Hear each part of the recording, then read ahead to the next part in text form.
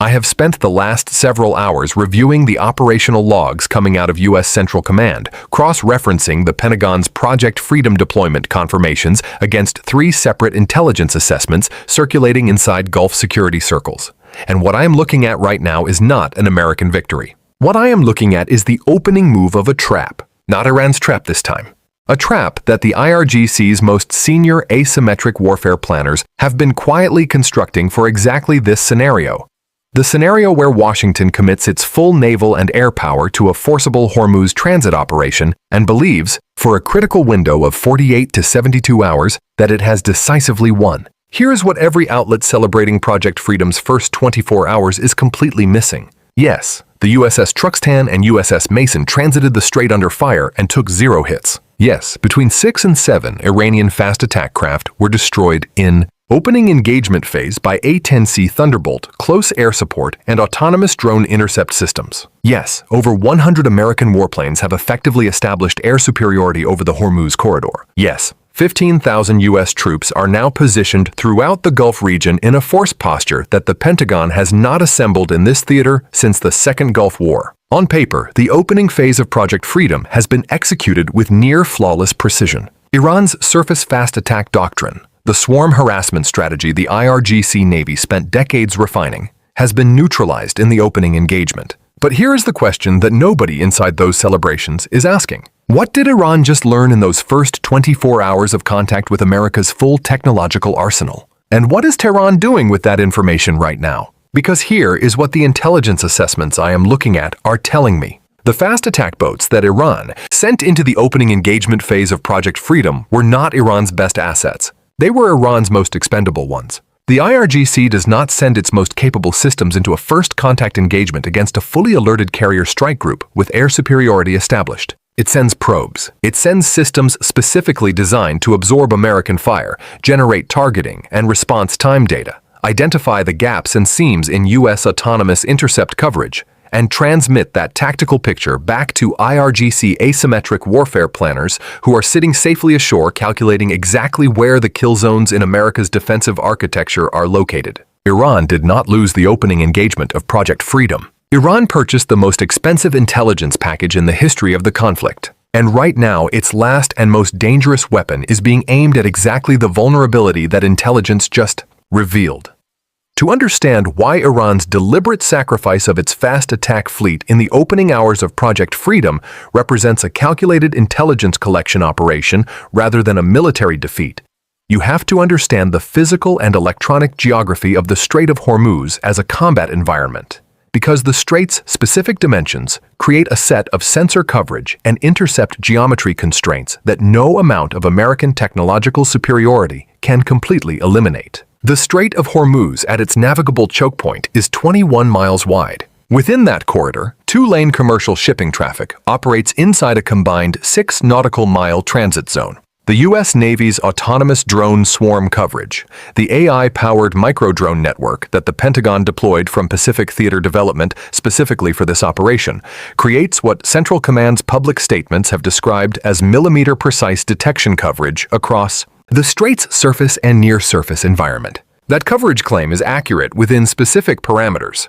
What it does not tell you is that autonomous micro-drone swarm coverage has 3 documented operational constraints that IRGC electronic warfare specialists have been studying since the Pentagon first fielded these systems in the Pacific. The first constraint is electromagnetic saturation. Autonomous swarm systems operating in dense electronic warfare environments. Environments where an adversary is deliberately flooding the electromagnetic spectrum with broadband jamming signals. Experience intercept decision latency increases that shift their kill decision timeline from the advertised 1/10 of a second to response windows measured in seconds rather than fractions. The IRGC's electronic warfare battalions, equipped with Russian-supplied Krasuka series jamming platforms and domestically developed Mersad electronic warfare systems, have been conducting sustained electromagnetic spectrum operations throughout the Hormuz corridor since Project Freedom's launch. Every second of additional latency introduced into America's autonomous intercept decision cycle is a second that a fast-moving, sea-skimming anti-ship missile has to close the distance to its target. The second constraint is thermal layering in shallow water sonar environments. The Persian Gulf's thermally complex shallow water column, the same acoustic environment that degrades U.S. submarine sonar performance, also degrades the underwater sensor arrays that America's autonomous maritime surveillance systems rely on for subsurface threat detection. Iranian combat divers and miniature submarine assets operating below the thermal layer during the chaos of the Project Freedom opening engagement have been confirmed by multiple intelligence assessments to have successfully repositioned a second generation of bottom influence mines in shipping lane positions that were swept and cleared. In the initial Project Freedom mine countermeasures phase, the strait that U.S. Central Command declared cleared is not cleared. It has been reseeded during the operational window that America's attention was focused on the surface fast attack engagement. The third constraint is the terrain masking problem along Iran's Hormuzgan coastline. The Zagros mountain foothills pressing down to the water's edge along Iran's northern strait shoreline create radar shadow zones, geographic dead spaces where ground-hugging cruise missiles and low-observable drone systems can approach the strait's surface from inland launch positions without entering the detection envelope of U.S. Navy Aegis radar systems oriented toward the open water threat axis. Iran's IRGC Aerospace Force has spent the last 24 hours of Project Freedom's opening phase repositioning its most capable road-mobile cruise missile and ballistic missile assets into exactly these terrain-masked approach corridors. The strait that America believes it controls is being quietly rearmed from positions that America's sensor architecture cannot see, and the weapon being positioned inside those blind spots is not another wave of expendable fast attack boats. Now let us get into the precise operational architecture of Iran's last weapon, because what the IRGC's asymmetric warfare planners have quietly activated in the terrain-masked corridors of the Hormuzgan coastline during Project Freedom's opening engagement window is not a single system. It is a three-layer terminal attack sequence specifically engineered around the documented sensor coverage gaps and autonomous intercept latency windows that Iran's expendable fast attack probe force just spent 24 hours of combat identifying at the cost of 6 destroyed vessels and a deliberately accepted tactical defeat. Begin with the reseeded mine threat, because it is the most immediately dangerous and most underreported element of Iran's reconstituted strait defense architecture. The bottom influence mines that Iranian combat divers repositioned during the Project Freedom opening engagement are not the same generation of mines that U.S. Navy mine countermeasures teams swept in the initial clearing operation. The IRGC Naval Mine Warfare Branch has been confirmed by U.S. Central Command's own damage assessment teams to have deployed a second-generation influence mine variant that incorporates a vessel recognition algorithm, a digital signature discrimination system.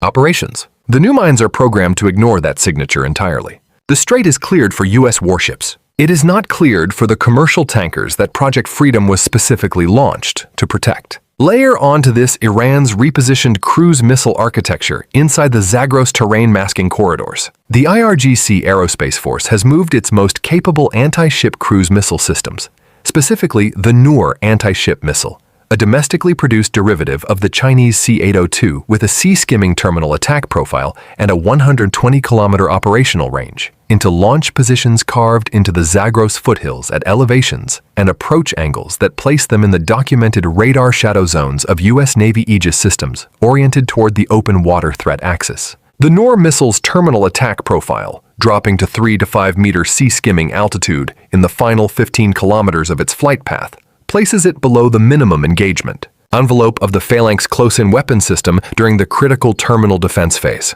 A salvo of 8 to 12 Noor missiles fired simultaneously from terrain-masked positions along a 40-kilometer coastal frontage arrives at U.S. surface combatant defensive perimeters from multiple approach bearings simultaneously.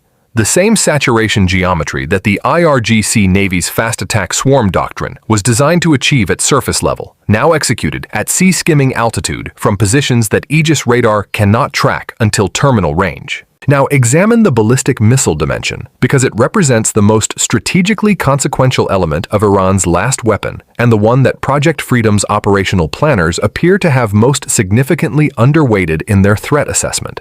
The IRGC Aerospace Forces Road Mobile College FARS anti-ship ballistic missile, a maneuvering re-entry vehicle variant of the Fateh-110 short-range ballistic missile, specifically optimized for maritime strike against large surface combatants, has been confirmed by multiple satellite intelligence assessments to have been repositioned to pre-surveyed launch coordinates in the Hormozgan mountain terrain during the Project Freedom opening engagement window. The College FARS follows a ballistic trajectory to altitude before transitioning to a terminal dive attack profile against its designated surface target, a flight path that approaches the target from directly above rather than from the horizon, specifically defeating the engagement geometry of sea-skimming missile defense systems oriented toward surface-level threats. Against a large surface combatant whose defensive systems are simultaneously managing a sea-skimming cruise missile saturation attack from multiple horizon bearings, a simultaneous overhead ballistic attack from College FARS re-entry vehicles arriving from directly above creates a terminal defense geometry problem that no single ship's combat system was architected to solve alone. The combined sequence that Iran's last weapon executes against Project Freedom's naval architecture is therefore precisely this. First, the reseeded second-generation mines detonate against commercial tankers attempting to transit the newly declared safe corridor, destroying Project Freedom's operational narrative of a secured strait and demonstrating to global shipping markets that the clearance operation failed. Simultaneously, the Noor cruise missile salvo from terrain-masked coastal positions saturates the horizon-oriented defensive systems of U.S. surface combatants from multiple bearings. As those systems engage the cruise missile salvo, the College FARS ballistic re-entry vehicles arrive from overhead against the same targets whose defensive attention is fully committed to the horizon-level threat, and threading through the electromagnetic saturation environment generated by IRGC jamming platforms degrading autonomous swarm intercept decision. Latency, a third wave of Shahed 136 one-way attack drones, targets the Malloy autonomous logistics drone network that is sustaining the operational tempo of Project Freedom's surface.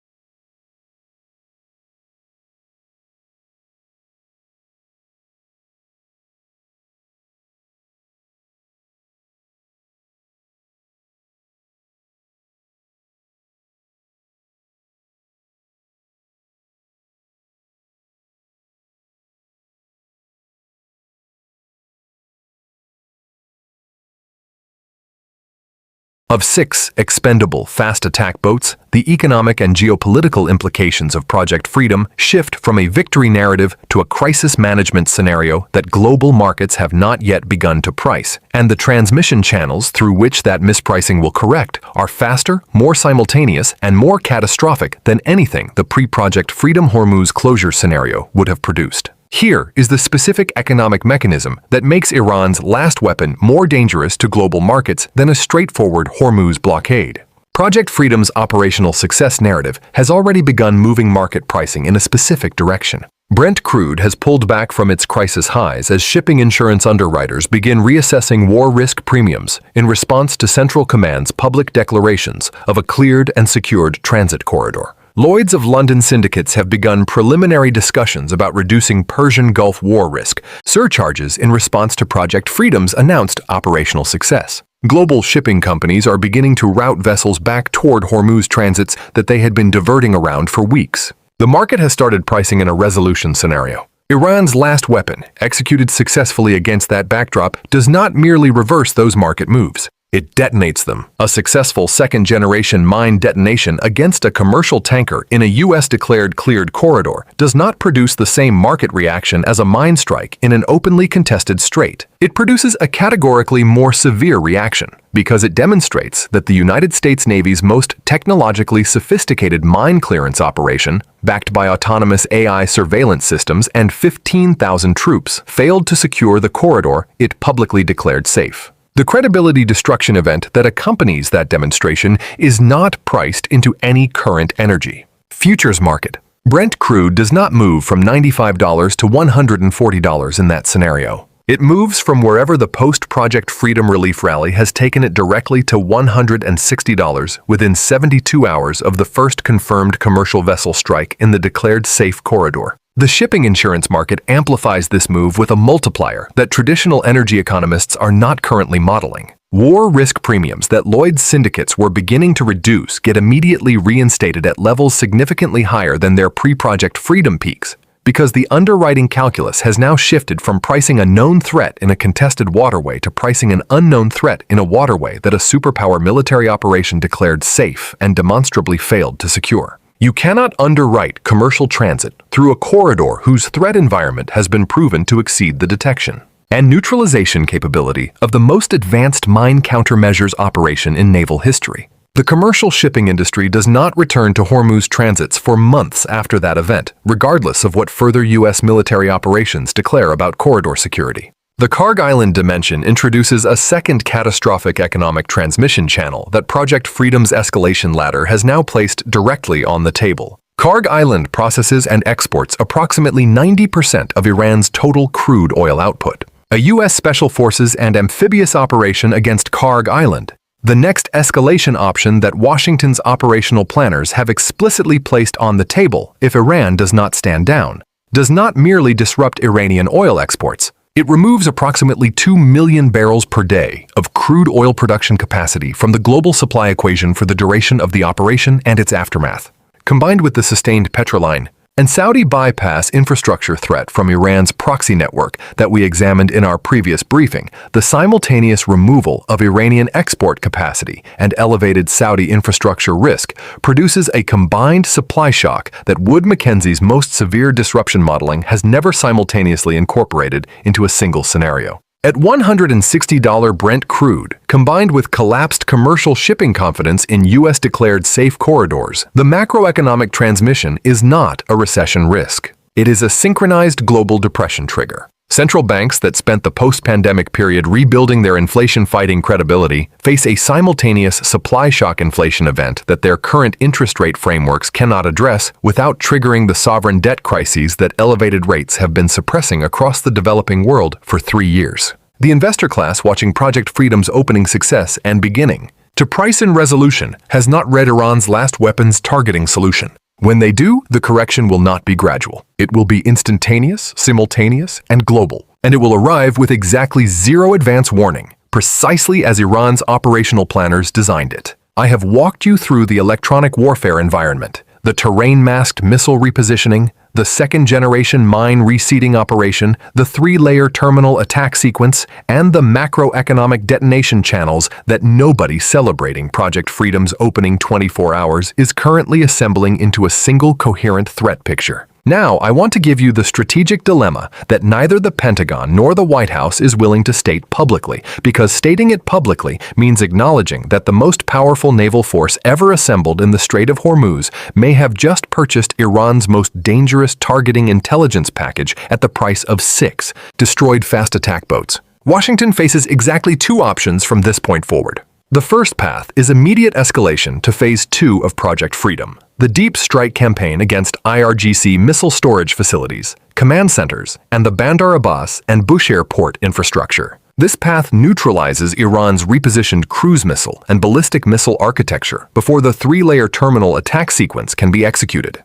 But it requires strike packages against hardened inland targets in terrain-masked positions that U.S. bunker-busting capability has already demonstrated significant limitations against, limitations we examined in detail in our previous briefing. It also triggers the Karg Island amphibious option that places American ground forces inside Iranian sovereign territory for the first time in this conflict, activating every remaining Iranian proxy network from Baghdad to Beirut simultaneously. The second path is a negotiated pause. Washington uses Project Freedom's demonstrated naval dominance as leverage to bring Tehran back to the table before Iran's last weapon is fired. This path preserves the military architecture that Project Freedom built, but it also preserves Iran's repositioned targeting solution, its reseeded mine network, and its terrain-masked missile arsenal, all of which remain in place, loaded and aimed for the next breakdown in negotiations. Neither path disarms Iran's last weapon before it can be fired. Neither path returns the strategic picture to the pre-Project Freedom baseline, where America's technological superiority was unquestioned and Iran's fast attack doctrine was its primary threat instrument. I want your tactical assessment. Has Project Freedom genuinely unlocked Hormuz?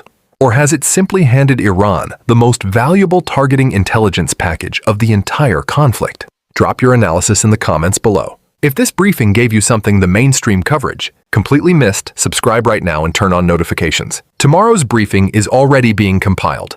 And what U.S. satellite imagery detected inside those Zagros terrain-masked corridors in the last 6 hours is going to fundamentally change how you read everything that happens next.